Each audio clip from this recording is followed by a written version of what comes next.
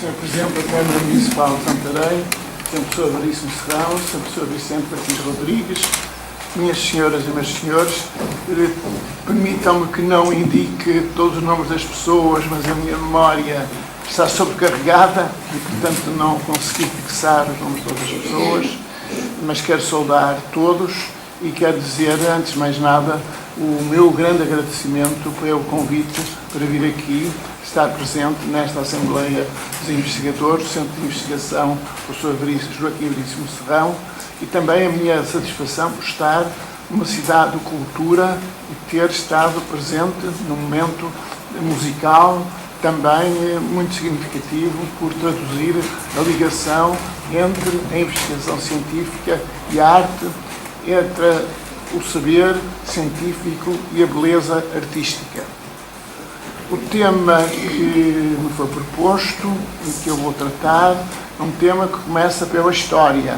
E é uma certa ousadia da minha parte falar em história na presença do professor Joaquim Veríssimo Serrão, o grande historiador português, autor da mais significativa história de Portugal. Mas realmente devo confessar que foi por causa da história que eu fui para Direito. Eu, quando andava no ensino inicial, não fazia a mínima ideia do que era Direito, apesar de ter na família alguns juízes e 2 ou 3 advogados. Mas não fazia bem ideia do que era Direito. Aquilo que me atraía era a História. E, particularmente, aquilo que me começou a atrair na História foi a História a partir do século XVIII. E, particularmente, a Revolução Americana e a Revolução Francesa. Foi também a partir da Revolução Americana e a Revolução Francesa que eu comecei a interessar-me pelo direito constitucional. Lembro-me de, no 4º ano do liceu, ter traduzido a Declaração de Direitos da Virgínia de 1776 e a Declaração de Direitos do Homem e do Cidadão de 1789. Ter ficado interessado nisso. Mas, realmente, o meu grande interesse era a História. Mas, quando cheguei ao 5º ano, ao final do 5º ano, e tive que escolher, hesitando e conversando com outras pessoas e também com pessoas da família, lá acabei por enveredar por Direito. Eu não estou arrependido, mas o contacto com a História tem sido uma constante da minha vida e sempre tenho procurado no meu ensino, quer em Direito Constitucional, quer em Direito Internacional, quer em Direito Administrativo, quer em Ciência Política, ligar a matéria propriamente específica dessa área à História. Começar sempre pela História. E uma das grandes tristezas que sinto neste momento é a enorme ignorância com que os alunos entram nas faculdades de Direito no domínio da História.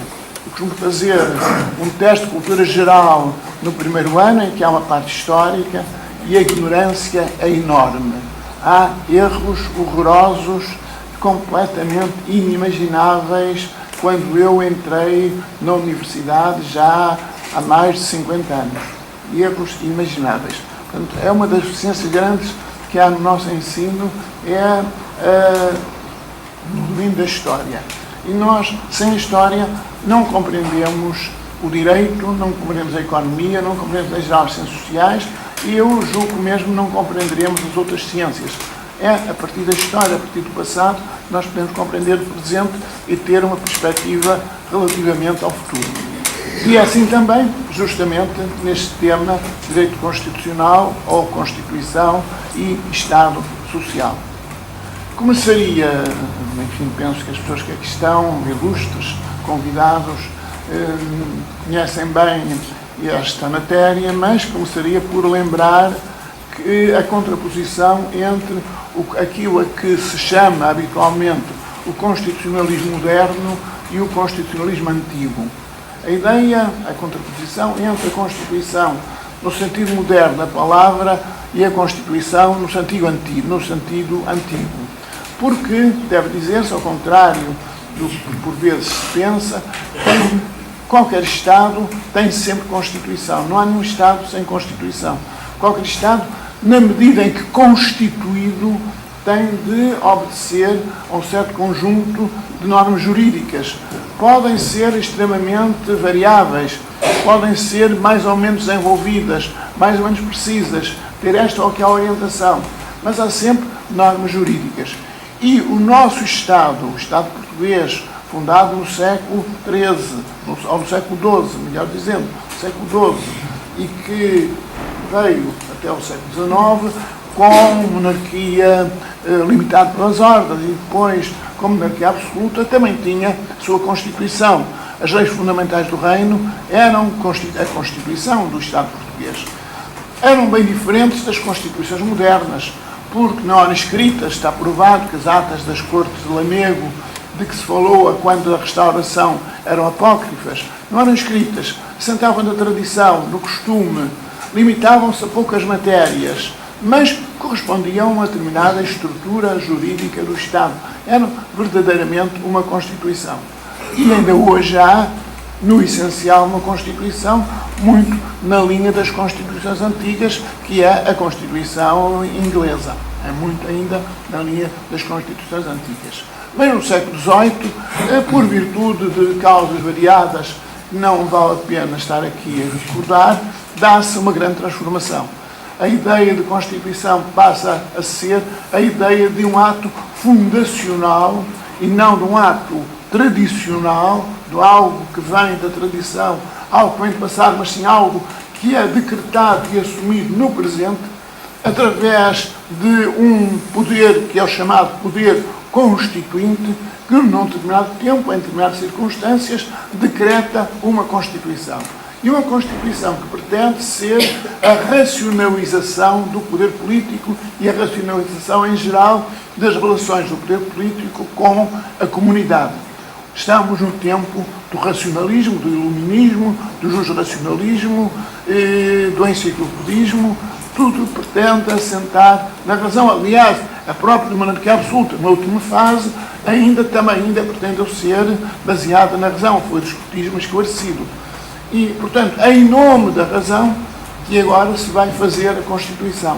E a Constituição pretende ser uma organização sistemática e racionalizada de toda a estrutura do Estado, quer na vertente do poder político, quer na vertente das relações do poder político com a comunidade. Essa Constituição, também ao contrário das Constituições antigas, é agora uma lei. Não assenta no costume, mas sim num ato soberano decretado por um poder de uma lei e uma lei escrita.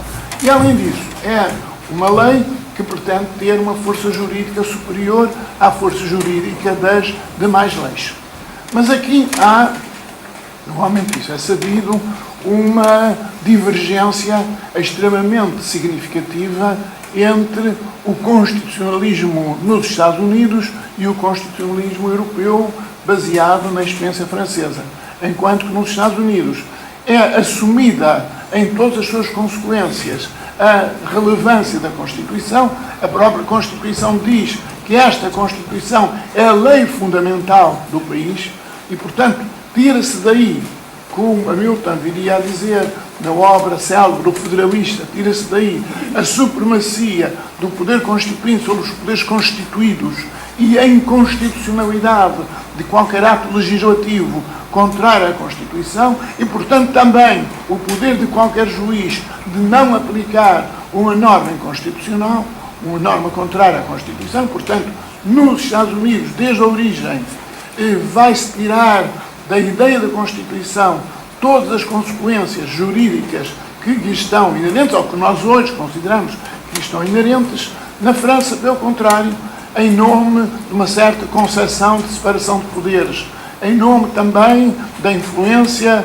de Rousseau, ligando a Constituição à ideia da expressão da vontade geral, em nome de um enaltecimento do princípio da maioria, levado até às suas consequências, a Constituição é reconhecida como uma base da ordem jurídica, mas como que fica pairando nas nuvens, sem dela se tirarem todas as consequências.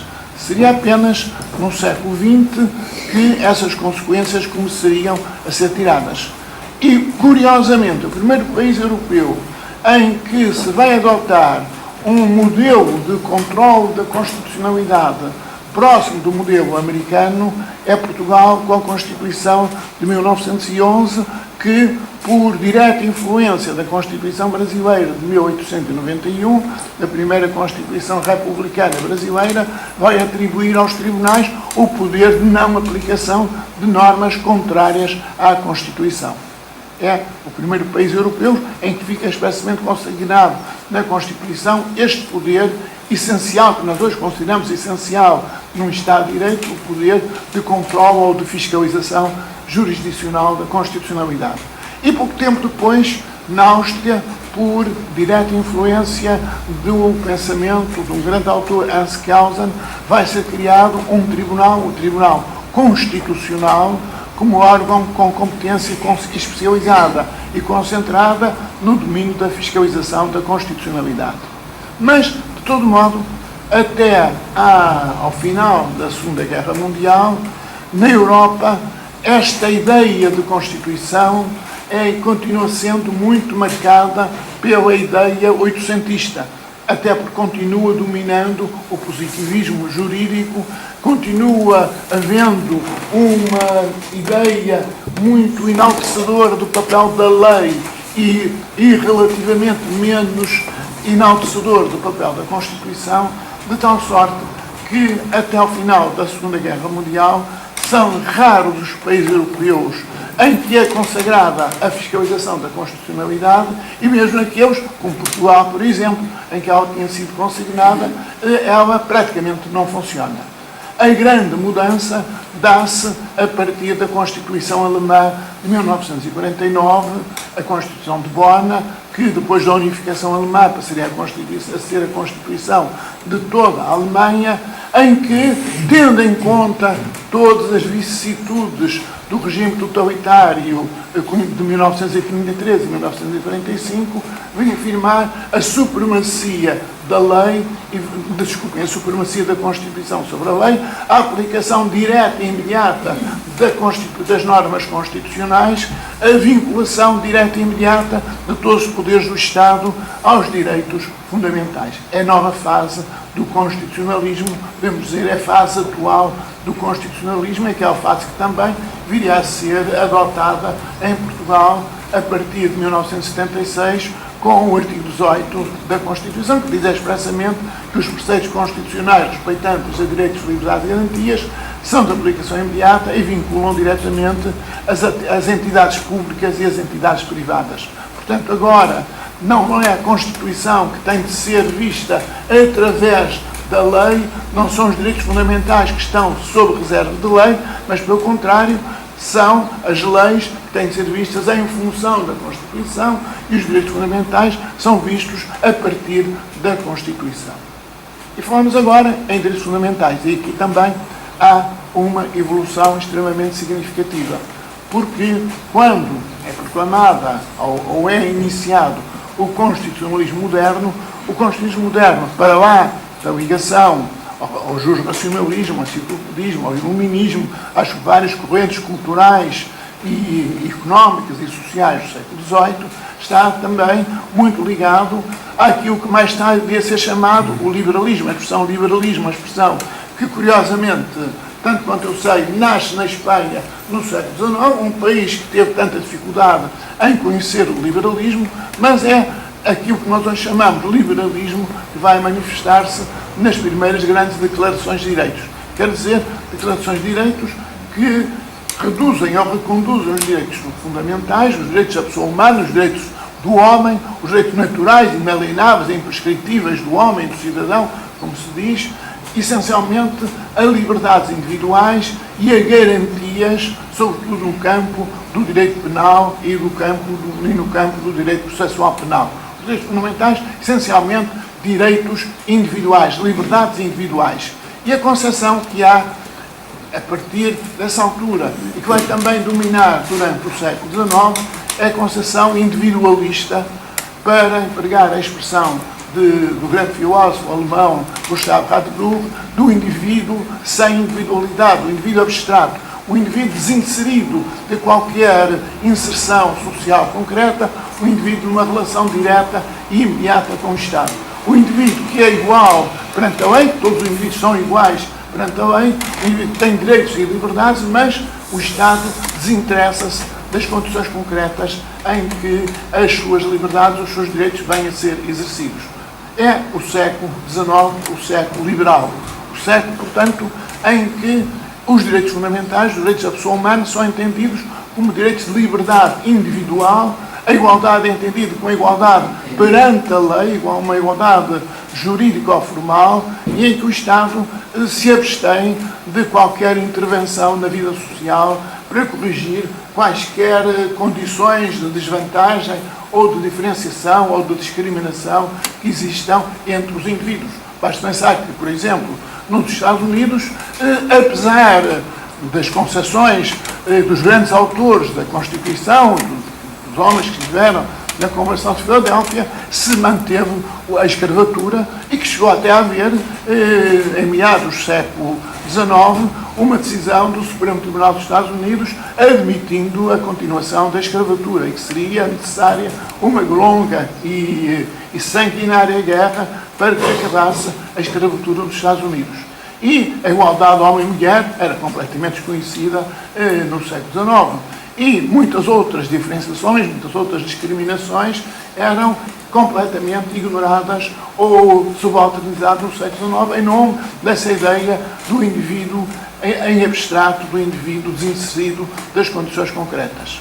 Ora, isso irá começar a mudar ainda no século XIX, a partir da Revolução Francesa de 1848, depois com a legislação de Bismarck, a seguir a unificação alemã, com as reivindicações de trabalhadores e a constituição de sindicatos, a formação de partidos de várias tendências, o aparecimento das ideologias socialistas, marxistas, também o aparecimento da doutrina social da Igreja, viria a dar-se uma transformação. O ambiente, na passagem do século XIX para o século XX, seria bem diferente e não custa compreender que as constituições que venham a ser feitas a seguir à Primeira Guerra Mundial venham a ser constituições em que, para lá dos direitos e liberdades individuais, apareçam direitos de outra natureza, os direitos que são chamados habitualmente direitos sociais. O direito ao trabalho, o direito à educação, o direito à segurança social, o direito à habitação, etc. etc. Esses direitos, outros direitos bem diferentes dos direitos e liberdades individuais. Enquanto que os direitos e liberdades individuais são entendidos, ou eram entendidos nessa altura, como essencialmente direitos negativos, direitos a abstenções por parte do Estado, estes direitos, pelo contrário, são entendidos como direitos positivos, direitos a que o Estado intervenha, a que o Estado faça, a que o Estado preste serviços ou preste bens em favor das pessoas. Também é sabido que, no entanto, há uma diferença básica entre aquilo que se passa no século XX e aquilo que se tinha passado no século XIX. No século XIX, podemos dizer que o constitucionalismo, onde havia constitucionalismo, era sempre o constitucionalismo liberal. Onde havia Constituição, era uma Constituição com direitos e liberdades e garantias e com separação de poderes, para empregar também a terminologia adotada no artigo 16 da Declaração de Direitos do Homem e do Cidadão de 1789. A ideia de que uma sociedade só tinha Constituição quando tivesse garantia dos direitos e liberdades individuais e separação de poderes. Onde havia Constituição, havia um regime político com estas características. Agora, quando surgem os direitos sociais, quando entra em crise o Estado liberal do século XIX, quando se começa a falar em Estado social, agora manifestam-se clivagens extremamente nítidas, contrastes mesmo muito evidentes, que nós podemos reconduzir a três grandes linhas de força. Por um lado, aquilo que se pode chamar o constitucionalismo marxista-leninista, que triunfa a partir de 1917, 1918 na Rússia e depois se expande para um certo país a seguir à Segunda Guerra Mundial e que ainda hoje permanece com mais ou menos desvios ou mais ou menos interpretações ou manipulações, como quisermos entender, na China, no Vietnã, em Cuba. esse constitucionalismo que afirma os direitos sociais, mas nega os direitos e liberdades individuais, e que se traduz na também muito célebre Declaração de Direitos do Povo Trabalhador e Explorado de 1918, que é, por assim dizer, a contraposição clara à Declaração de Direitos do Homem e do Cidadão de 1789. Agora os direitos são os direitos dos trabalhadores, são os direitos dos oprimidos, dos explorados, como aí se diz, direitos dos trabalhadores, direitos do homem, direitos dos trabalhadores oprimidos e explorados. Essa é uma primeira linha de força que triunfa na Rússia em 1917, 1918, em tradução na primeira Constituição Soviética de 1918. Uma segunda linha de força é aquela que se manifesta, começa por se manifestar no México, com a Constituição de 1917, mas que sobretudo vai manifestar-se na Alemanha em 1919, com a chamada Constituição de Weimar, por ter sido feita na cidade de Weimar, na cidade de Goethe, para onde tinha sido transferida a Assembleia Constituinte por não poder funcionar em Berlim, que estava avassalada por agitação revolucionária. A Constituição que consagra direitos sociais, mas que ao mesmo tempo mantém os direitos e liberdades individuais vindos do tempo do liberalismo. A Constituição que abre caminho àquilo que nós chamamos hoje Estado Social de Direito. Consagram-se os grandes princípios do Estado de Direito, na linha que vinha, que remontava ao século XVIII, ao século XIX, mas acrescentam-se direitos sociais, direitos novos, que têm depois de ser conjugados com os direitos de liberdade e as garantias individuais. Essa é a segunda linha. E uma terceira linha, que começa a desenhar-se a partir de 1922, com a conquista do poder na Itália por Mussolini, que depois irá traduzir-se em 1927 na Carta de Lavoro, na célebre Carta de Lavoro, ou aquilo que nós podemos chamar constitucionalismo fascista ou fascisante, que terá depois também, em Portugal, uma repercussão muito atenuada, mas mesmo assim uma repercussão na Constituição de 1933 e no regime de Salazar. Portanto, um constitucionalismo aberto agora aos direitos sociais, que vai consagrar direitos sociais, mas que vai, em contrapartida, restringir fortemente as liberdades individuais. E podemos dizer que o século XX é marcado entre os anos 20 e o final dos anos 80 por esse grande contraste entre um constitucionalismo, ou se quisermos dizer, um Estado social marxista-leninista, ligado, portanto, à ideia de implantação do socialismo e do comunismo segundo um regime dito do proletariado, quer dizer, ditadura do Partido Comunista, um regime com características totalitárias.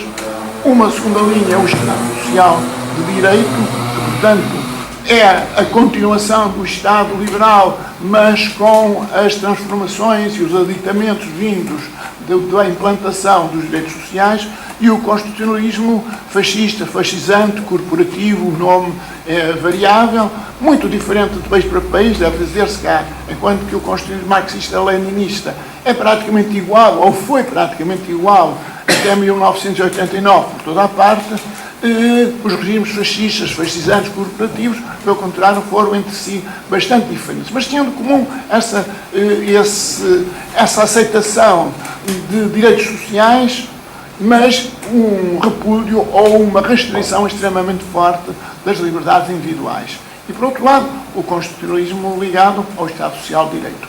Podemos dizer que depois dos anos 70 e, sobretudo, depois do final da queda do Muro de Berlim, praticamente na Europa ficou apenas o Estado Social de Direito, com mais ou menos autenticidade, com mais ou menos capacidade de realização, mas praticamente ficou apenas esse.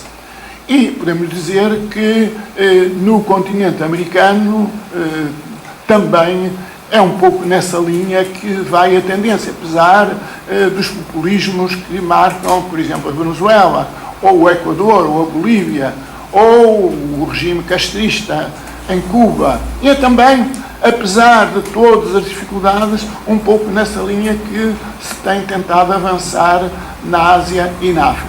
A ideia, portanto, podemos dizer, embora não possamos aceitar aquela tese que, em certa altura, foi propugnada por Francis Fukuyama do fim da história, podemos aceitar a ideia de que se chegou a um patamar da história em que o Estado Social de Direito acabou por triunfar completamente, porque nunca há triunfos definitivos na história, não há, é impossível haver, mas devemos dizer que é esse Estado Social de Direito que hoje aparece consignado na generalidade das constituições europeias e que tem também projeção, muita projeção fora da Europa. Mas, simultaneamente, sabemos que pelo menos desde o início dos anos 2000, e, portanto, nos últimos 10 anos, pelo menos, este Estado Social de Direito entrou em crise. Entrou em crise, sabemos bem que entrou em grandes dificuldades por várias causas. Por causas que podemos chamar intrínsecas e por causas que podemos chamar extrínsecas. Por causas intrínsecas ligadas aos exageros em que ele próprio caiu, a certas pulsões corporativistas ou corporativas de egoísmos de grupos que se manifestaram reivindicando direitos e deveres, reivindicando direitos e regalias e privilégios sem atenção ao interesse geral. Podemos observar isso perfeitamente em Portugal, em muitos setores da sociedade que não vale a pena agora estar a indicar, mas que são bem evidentes, todos conhecemos bem como eles se manifestam. Depois também o excesso de centralismo de burocracia, toda uma burocracia, todo um aparelho administrativo extremamente pesado, esmagador das iniciativas sociais, esmagador da própria capacidade da sociedade civil de também ela contribuir para a efetivação desses mesmos direitos sociais. Depois ainda dificuldades de ordem financeira, de ordem económica, dificuldades ligadas a muitas causas variáveis de país para país, mas muito nítidas, por exemplo, em Portugal.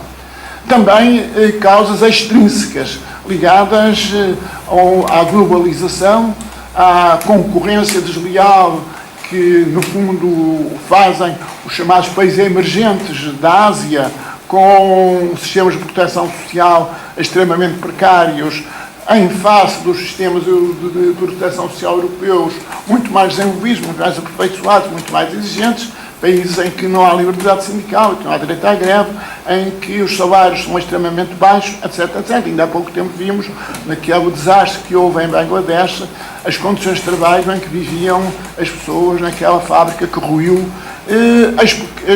fábrica essa que exportava ou fazia determinados trabalhos industriais que depois parece que eram vendidos na Europa como se fossem feitos na Europa. Portanto, uma exploração também terrível, em que também os próprios europeus participam. Por um lado, participam deslocalizando empresas para alguns desses países, mas, por outro lado, comprometendo a concorrência das suas próprias empresas frente às empresas desses outros países. É um fenómeno que se tem verificado aqui, algo de contraditório, manifestamente contraditório. Deslocalizam as empresas para países onde a mão de obra é mais barata, onde não há sistema de proteção social, onde não há greve, onde não há liberdade política, mas em contrapartida depois tem que se aceitar os produtos aí fabricados e que vão impedir a saída e a comercialização efetiva dos produtos fabricados nos nossos países. Esse é um fenómeno que se tem verificado. Portanto, a globalização com todas as suas contradições. Depois, a crise financeira desencadeada a partir dos anos 2007-2008 e que continua a marcar todo o Ocidente, a Europa e ainda os Estados Unidos, provocando grandes complicações e provocando graves subcrises em numerosos setores, particularmente no sistema bancário. Pois também aquilo a que se tem chamado a concorrência desleal no domínio fiscal, traduzida, por exemplo, nos chamados paraísos fiscais, a existência de paraísos fiscais, particularmente o escândalo que há na Europa, e agora é que se pretende reagir, mas que dificilmente dificilmente se vai conseguir responder, que é o escândalo de, nos países europeus integrados na União Europeia e alguns membros da zona euro, haver paraísos fiscais. Ainda agora, o exemplo tipo que foi o escândalo que foi à volta de Chipre com os oligarcas russos, esquecendo-se que há paraísos fiscais no Luxemburgo e em várias outras zonas mais ligadas ou dependentes de países membros da União Europeia. Portanto, tudo isso é uma concorrência desleal que põe em causa, particularmente, os países com economias mais precárias, como é o caso português. Não se conseguiu ainda uma política fiscal comum na Europa. Fala-se muito numa união bancária, mas a união fiscal, há agora um tratado orçamental que impõe, ou pretende impor, a chamada regra de ouro, quer dizer, limites ao endividamento dos Estados, mas neste plano fundamental do regime fiscal ainda muito pouco se avançou. E, portanto, há causas variadas, eu poderia ainda apontar outras, que mostram que há uma crise no Estado social e, particularmente, no Estado Social de Direito. Uma crise grave, extremamente grave, a que se tem procurado responder de duas formas. Por um lado, através de medidas de austeridade extremamente pesadas, como tenha verificado em Portugal, e, por outro lado, através de tendências federalizantes a nível europeu. Eu não sou economista e, portanto, não vou abster-me de fazer divulgações sobre estes aspectos, sobre estes pontos. Mas, na minha sensibilidade, direi que não parece que nem essas medidas de austeridade, nem muito menos medidas federalizantes ou de criação de um governo económico europeu ou de se passar para um Estado federal europeu venham a dar resultados. Não me parece. Não parece. Mas, de qualquer maneira, há esta crise e há essas medidas. E que dizer, então, perante o Estado Social, direito e perante os direitos sociais que aparecem na Constituição? Aqui já me sinto um pouco mais à vontade para falar como constitucionalista. Na nossa Constituição, que, ao contrário do que se diz, não tem nenhuma originalidade aí, porque teve como modelo, principalmente, a Constituição italiana e algumas constituições do leste europeu, portanto, que ainda viviam em regime marxista-leninista, mas principalmente a Constituição italiana. A nossa Constituição, no limite dos direitos fundamentais, consagra, como todos sabem, eu penso que todos sabem, esta dicotomia, os direitos de liberdades e garantias, portanto, os direitos que remontam ao liberalismo clássico, com mais ou menos desenvolvimentos ou atualizações, e os direitos sociais que vêm desde o final da Primeira Guerra Mundial. Consagra esses dois tipos de direitos. E a parte primeira da Constituição é dedicada aos direitos fundamentais. Aliás, um dos primeiros grandes debates, e debate decisivo que se travou na Assembleia Constituinte, foi saber qual deveria ser a parte primeira da Constituição. Se deveria ser dedicada à organização económica ou se deveria ser dedicada aos direitos fundamentais. Os partidos marxistas-leninistas, portanto, o Partido Comunista Português, o Movimento Democrático Português e a União Democrática Popular, eram os nomes que tinham esses partidos, pretendiam que fosse a organização económica, de acordo com a concepção marxista, que é a economia que determina o direito, de que o direito é uma mera superestrutura, de que os direitos fundamentais não valem só por si, valem apenas em razão das condições materiais, mas essa tese não iria prevalecer. A grande maioria da Assembleia Constituinte, com partidos identificados com o Estado de Direito, o Estado Social de Direito, ou com a democracia representativa de tipo ocidental, o Partido Socialista, o Partido Popular Democrático e o Centro Democrático Social, representavam mais de 200 deputados em 250, optaram por colocar em primeiro lugar os direitos fundamentais. E este é um ponto extremamente importante para se compreender a Constituição. Muitas vezes também há quem diga que a Constituição é marxista, ou está marcada por fenómenos ideológicos. Não há dúvida que ela teve, na veste inicial, algumas proclamações ideológicas ou proclamatórias, não há dúvida que teve, que foram desaparecendo nas revisões constitucionais. Hoje a única que existe é no preâmbulo a referência a abrir caminho para uma sociedade civilista, mas acrescentando-se no respeito da vontade do povo português, e os intérpretes da Constituição todos dizem que essa referência não tem nenhum valor jurídico, nenhum valor normativo. Da Constituição, sem embargo de ter tido algumas proclamações ideológicas ou proclamatórias que poderiam ser identificadas com marxismo-leninismo ou com outras tendências, ou com tendências anarquistas, por exemplo. No entanto, por dedicar a parte primeira do seu texto aos direitos fundamentais, por afirmar no artigo 1º que a República se baseava ou se baseia na dignidade da pessoa humana, e por estabelecer todo um regime de direitos, liberdades e garantias, com todo um conjunto de controles e de salvaguardas em relação ao poder político, não poderia ser de modo algum identificada com uma Constituição marxista-leninista. E a prova é a experiência que se viveu nos últimos 37 anos de vigência da Constituição, em que ela foi já 7 vezes revista, segundo as regras constitucionais, e em que a jurisprudência constitucional também veio produzir o seu trabalho de adaptação e de interpretação evolutiva. Além de, também outra realidade, que viria a projetar-se a própria natureza da economia portuguesa como economia aberta não permitia a adoção em Portugal de uma economia de tipo marxista-leninista. Seria totalmente impossível, inviável, absolutamente inviável. Ou então seria a redução a um estatuto semelhante ao de Cuba, ao do Laos, o que os portugueses evidentemente nunca aceitariam, como não aceitaram, como se viu nas eleições de 25 de abril de 1975 e em todo o verão quente de 1975. Portanto, não é verdade dizer, como alguns dizem, que é uma Constituição ideologicamente marcada, ou uma Constituição marxista, não é da verdade, é absolutamente contra, posso falar, sou talvez suspeito por ter sido deputado constituinte, mas que na medida em que tive intervenção na Assembleia Constituinte, posso falar que as concepções fundamentais do marxismo-leninismo foram claramente afastadas e repudiadas pela Assembleia Constituinte, totalmente afastadas. E, portanto, é nesta perspectiva que aparecem os direitos fundamentais, com a dicotomia direitos, liberdades e garantias e direitos sociais. Há alguns princípios comuns a todos os direitos fundamentais e depois a própria Constituição distingue princípios aplicáveis aos direitos, liberdades e garantias e princípios aplicáveis aos direitos económicos, sociais e culturais.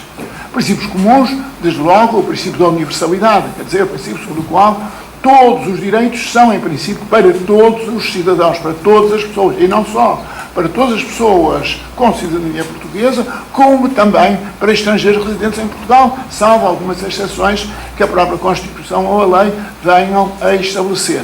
Depois, o princípio da igualdade.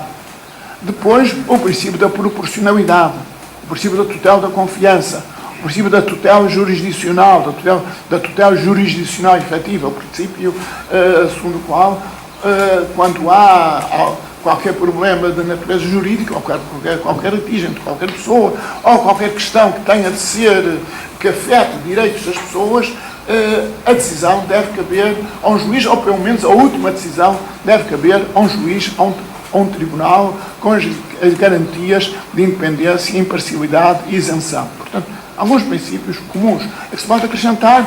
Outro princípio, que só muito recentemente, por sinal, veio a ter desenvolvimento legislativo, o princípio da responsabilidade civil do Estado e das outras entidades públicas, a responsabilidade civil extracontratual, em caso de lesão de interesses dos cidadãos e, particularmente, de direitos, de liberdades e garantias. Estes princípios são comuns de todos os direitos. Mas depois há princípios específicos dos direitos, de liberdades e garantias e outros dos direitos económicos, sociais e culturais, e são mais relevantes e são mais garantísticos, podemos dizer, os princípios respeitantes aos direitos de liberdade e garantias. A efetividade, a aplicabilidade imediata das normas sobre direitos de liberdade e garantias, a vinculação das entidades públicas e privadas, o caráter restritivo das restrições a esses direitos, o caráter excepcional de qualquer suspensão, a prioridade e a celeridade na defesa desses direitos quando ameaçados por qualquer autoridade administrativa, a responsabilidade criminal de titulares de cargos políticos em caso de violação desses direitos, a existência de autoridades administrativas independentes para garantir desses direitos. São princípios princípios que dão aos direitos, liberdades e garantias na Constituição uma consistência bem diferente e bem maior do que aquela que têm os direitos económicos, sociais e culturais. Quanto aos direitos económicos, sociais e culturais, também a doutrina tem proposto alguns princípios. Não se encontram eles declarados de uma maneira tão explícita e clara quanto aparecem declarados os direitos, liberdades e garantias, mas aparecem na Constituição. E, na minha maneira de ver, estes princípios serão os seguintes. Em primeiro lugar, o princípio da efetivação pública, quer dizer, o dever, a incumbência, a tarefa fundamental do Estado, como se diz no artigo 9º, de promover a efetivação dos direitos económicos, sociais e culturais, tendo em conta as condições económicas e sociais. Isto liga-se a outro importantíssimo princípio, que é habitualmente chamado o da reserva do possível, da reserva económica do possível, ou da reserva financeira do possível, a que já vou fazer referência. Outro princípio, o princípio da iniciativa social, porque, apesar dessa centralização de que eu falei há pouco, desse esmagamento da sociedade civil que se tem verificado no nosso país, certo é que, na Constituição, a respeito de quase todos os direitos sociais, se faz apelo à colaboração de iniciativas vindas da sociedade. Acontece assim no domínio da segurança social, com a referência às instituições privadas, particular solidariedade social, no domínio do ensino, com a consagração da liberdade de criação de escolas particulares e cooperativas, no domínio da saúde, com a abertura à medicina privada, no domínio da habitação, com a abertura à construção privada e à autoconstrução. Em geral, no domínio dos direitos dos idosos, das crianças, dos deficientes, quanto à possibilidade de organização, ou domínio dos consumidores, quanto à possibilidade de auto-organização dos interessados para a defesa desses direitos. Portanto, não há um princípio de efetivação pública dos direitos sociais, mas há simultaneamente um princípio de iniciativa social. E podemos dizer que, embora isso só apareça a respeito das relações entre o poder central, entre o Estado e as autarquias locais, que também aqui, de certa maneira, está, ou subjacente, ou pode, de certa maneira, dizer-se, está subjacente uma ideia de subsidiariedade. O Estado deve intervir na medida em que a sociedade não consiga intervir, ou não possa intervir, ou não tenha meios para intervir. O que acontece, infelizmente, é que a nossa sociedade civil, também por outro lado, é uma sociedade fraca e pobre, em que são raras iniciativas como esta importantíssima iniciativa do Centro de Investigação Professor Joaquim Veríssimo Serrão. São raras estas iniciativas, poucas cidades do país têm um centro cultural tão significativo, tão importante como este. Infelizmente, essa realidade é escassa entre nós. E, portanto, se muitas vezes o Estado aparece, é porque não há iniciativas vindas do interior da sociedade. Pois, um terceiro grande princípio é a dependência da realidade constitucional. E aqui é que aparece a reserva económica do possível. A ideia de que a efetivação dos direitos sociais está ligada a condições económicas e financeiras. É verdade. E é certamente o fator mais importante. Mas não é o único. E também nós sabemos que em Portugal muitas das deficiências na efetivação dos direitos sociais e até na efetivação de outros direitos derivam de dificuldades ou de má organização da administração pública, de dificuldades e mau funcionamento da justiça, de excesso de burocratização, de falta de iniciativa de cidadania.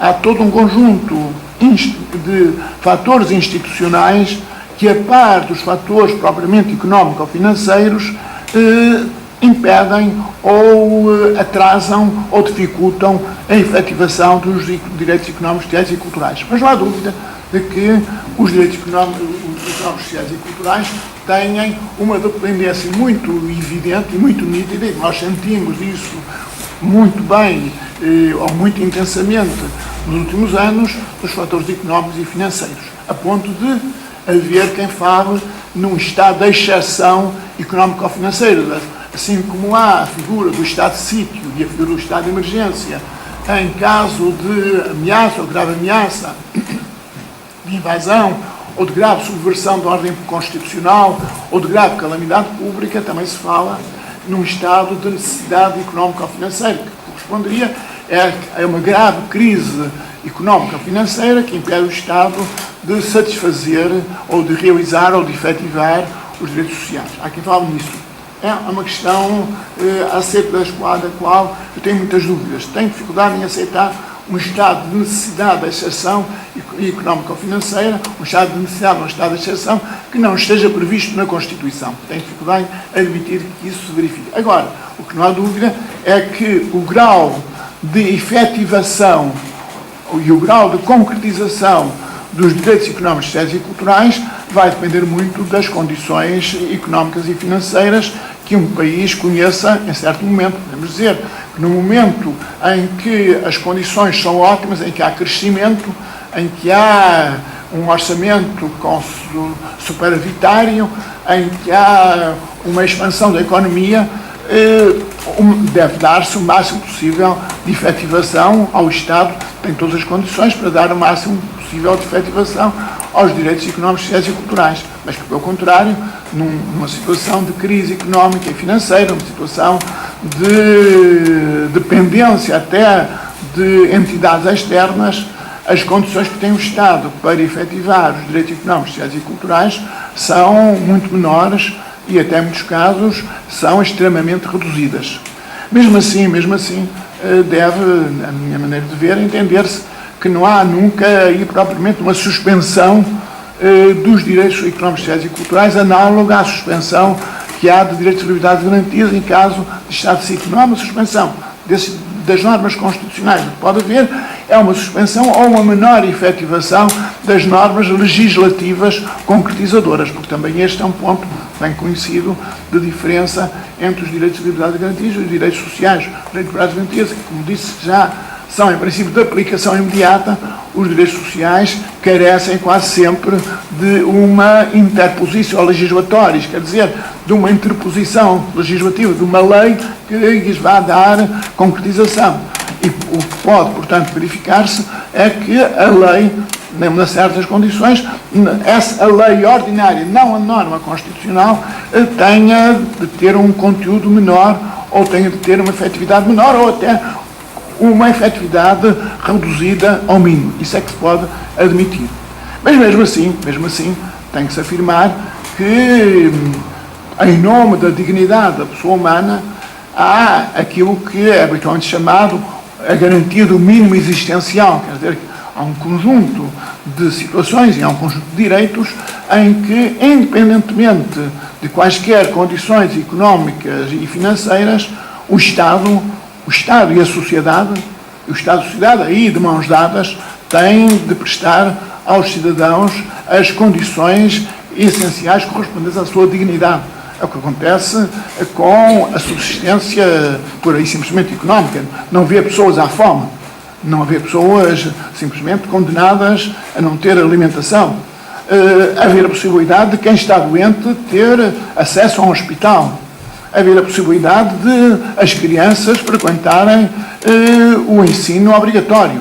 Isso aí são bases da própria sociedade, para além de exigências da dignidade da pessoa humana, são bases da própria sociedade que um Estado, mesmo numa situação de grave crise económico-financeira, não pode deixar de estar atento. Aí há um mínimo, há um conteúdo essencial, mínimo, de certos direitos gerais, universais, essenciais, que mesmo num estado extremo de crise não podem ser afetados. Da mesma maneira, de resto, que a Constituição, quanto ao estado de sítio e ao estado de emergência, vem dizer expressamente que nunca o estado de sítio ou o estado de emergência pode afetar, diz no artigo 19, número 6, o direito à vida, o direito à integridade pessoal, as garantias de defesa dos arguidos em processo penal, a liberdade de consciência de religião, o direito à identidade pessoal. Há certos direitos que, mesmo numa situação extrema de estado de sítio ou estado de emergência,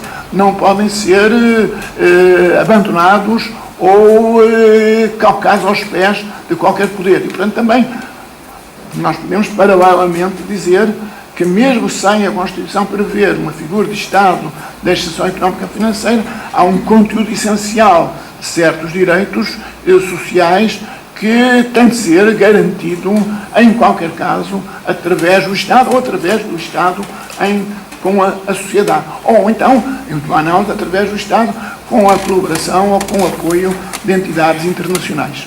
Isso também se torna mais evidente no âmbito de uma União Europeia em que se afirma como um dos seus princípios ou como um dos seus objetivos a coesão económica e social. Portanto, a ideia de solidariedade também aqui tem de ser concretizada não apenas a nível interno, mas também a nível das organizações e das entidades internacionais de que nós fazemos parte. Parece, portanto, que em condições de crise económica ou financeira pode haver graves compressões ou restrições ou limitações ou não concretização mesmo de certos direitos, mas nunca ao ponto de se pôr em causa aquilo que é universal e aquilo que é essencial e que é inerente à dignidade da pessoa humana e é exigido pelo mínimo de consistência de uma solidariedade humana dentro de uma comunidade humana. Parece-me que este é o ponto limite a que podemos chegar. A respeito ainda desta questão do Estado Social, tem sido, penso que tenho ainda 5 minutos para ao me expor, têm sido muito discutidos sucessivos acórdãos do Tribunal Constitucional que se têm ocupado de matérias orçamentais. E também aí tenho encontrado posições divergentes. Há posições das quais as questões orçamentais ou as questões dessa ordem são questões essencialmente políticas, não têm de ser submetidas a um Tribunal Constitucional ou, quando submetidas a um Tribunal Constitucional, o Tribunal Constitucional deve abster-se de intervir, deve autoconter-se, deve fazer, como diz os americanos, self-restraint, não declarando ou não se pronunciando nunca pela inconstitucionalidade. E há também, por outro lado, uma posição extrema que entende que o Tribunal Constitucional deve, perante normas orçamentais ou normas de natureza económica financeira, também fazer não apenas um juízo puramente jurídico, mas até um juízo económico-financeiro, ou até um juízo de política financeira, indo ao ponto de, em relação a certas medidas, sugerir ou propor alternativas. A minha posição em relação a isto é uma posição diferente destas duas. A posição segundo a qual um Tribunal Constitucional é um instrumento fundamental num Estado de Direito, é um instrumento fundamental, tem as suas competências próprias, entre as quais a de fiscalização da constitucionalidade. A básica é a fiscalização da constitucionalidade, seja concreta, seja abstrata, preventiva, sucessiva, de inconstitucionalidade por omissão, mas o Tribunal Constitucional deve decidir juridicamente, tendo em conta os grandes princípios constitucionais. E em relação às decisões do Tribunal Constitucional que têm sido tomadas, as 3 decisões que foram tomadas sobre os 3 últimos orçamentos, o de 2011, 2012, 2013, aquilo que o Tribunal Constitucional fez foi, bem ou mal, eu próprio sou crítico de muitos dos pontos das decisões, concordando com alguns, mas discordando de outros, que o Tribunal Constitucional fez foi nem sequer propriamente ir analisar as normas específicas sobre estes ou aqueles direitos, liberdades e garantias, mas sim, aos direitos económicos, sociais e culturais, mas sim aplicar os grandes princípios constitucionais, aqueles que eu há pouco indiquei, a igualdade, a universalidade, a proteção da confiança, a proporcionalidade. Esses princípios é que o Tribunal Constitucional teve em mente ao decidir. Terá decidido bem, terá decidido mal, terá feito interpretações absolutamente corretas ou não? É discutível, claro está.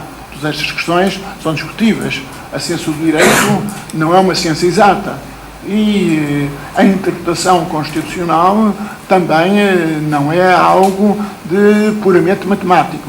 No entanto, podemos dizer que há um adquirido constitucional em que entra não apenas a jurisprudência constitucional portuguesa, mas em que entra igualmente a jurisprudência constitucional de outros países, designadamente a jurisprudência constitucional alemã, que tem sido tida muito em conta pela nossa jurisprudência. O Tribunal Constitucional Alemão é o mais importante Tribunal Constitucional europeu e tem uma jurisprudência extremamente aperfeiçoada, e também jurisprudência do Tribunal Europeu dos Direitos do Homem. Portanto, o Tribunal Constitucional não tem decidido apenas na base da sua própria orientação, também tem decidido na base, ou tendo em conta, jurisprudência comparada. Aliás, é um fenómeno que hoje se verifica, mesmo nos Estados Unidos, curiosamente até nos Estados Unidos, o recurso que os tribunais constitucionais, ou tribunais que, como o Supremo Tribunal dos Estados Unidos, fazem às vezes o Tribunal Constitucional, o recurso à jurisprudência constitucional comparada, a comparação de jurisprudência, comparação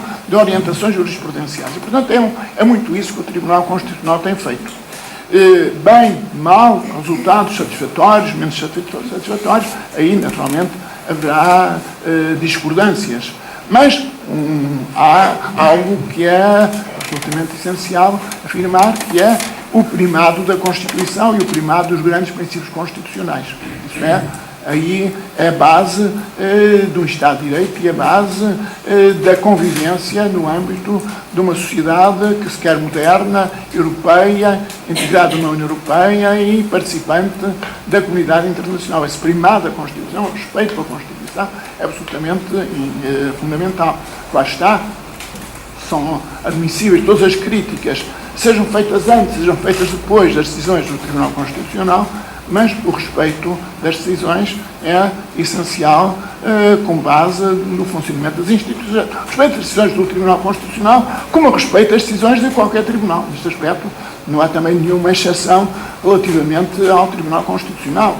É a base de uma convivência ordenada, não apenas no Estado de Direito, mas até antes do Estado de Direito, até no constitucionalismo antigo, até no tempo do Estado absoluto, a ideia de que a última palavra era a palavra dos juízes. Todos conhecem também a história do moleiro de Berlim e do conflito com o rei Frederico o Grande da Prússia, e como o juiz decidiu em favor do moleiro, e daí a afirmação, ainda há juízes em Berlim. Portanto, esta ideia não é uma ideia sequer vinda do Estado de Direito tal como nós conhecemos, é uma ideia inerente a uma sociedade, que poderia dizer, uma sociedade ordenada, uma sociedade civilizada, uma sociedade em que há condições de convivência, em que se quer criar condições de convivência com o respeito dos direitos e deveres, e em que, naturalmente, tem que haver uma interdependência muito clara entre os poderes públicos, as suas decisões, e os poderes públicos, os poderes políticos, o poder político,